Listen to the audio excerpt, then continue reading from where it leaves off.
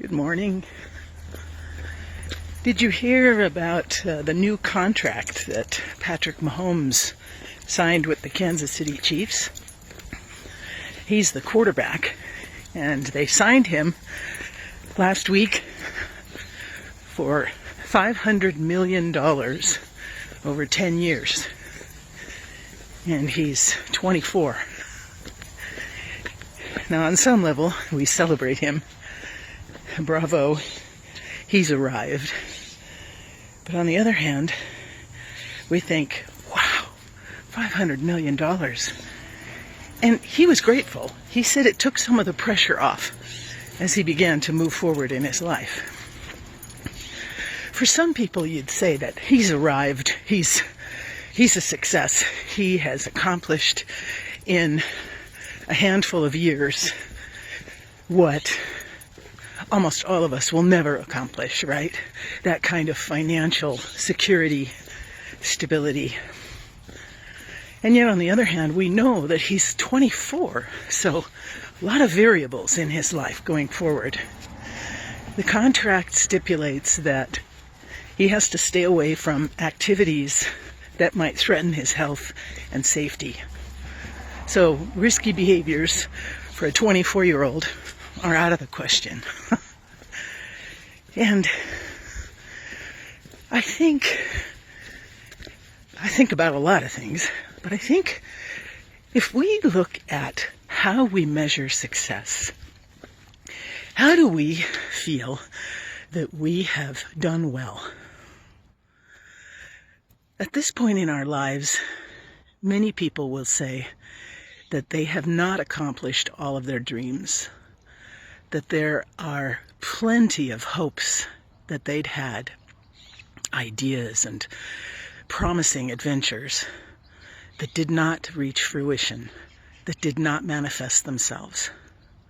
And if we were to look at our lives simply on what we did not accomplish, it could be pretty dismal.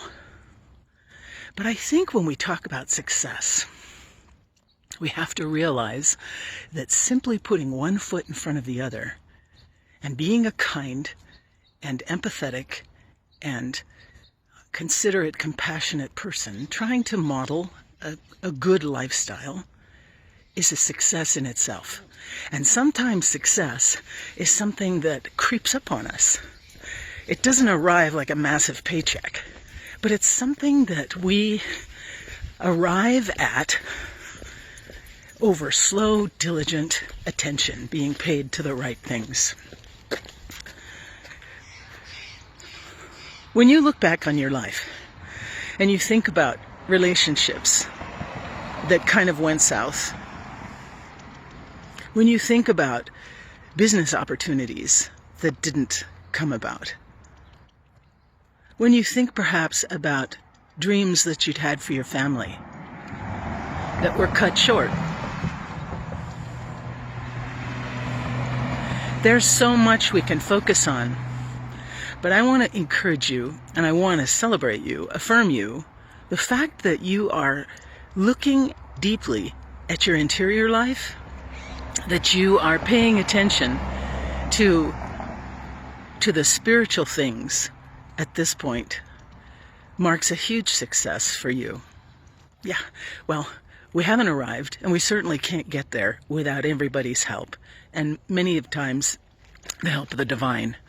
But if you pay attention to where we're going to end up and the accounting that we'll end up giving for our lives at the end, when the divine looks at us, embraces us, and when we look back at the end of our lives, the successes that fill our pockets will not be the big paychecks. It will be about the way we viewed life, the way we interacted with others, the way we forgave ourselves. So when we think about success, let's shift our focus a little bit. Let's change the lens through which we view success. And if we've been faithful, if we've been kind, if today you do something that you never thought you'd do for someone else, hey, right? That's a success. We've conquered our lesser, weaker characteristics, and stepped out doing good things for others. So how do you measure success? Do you feel like you are one?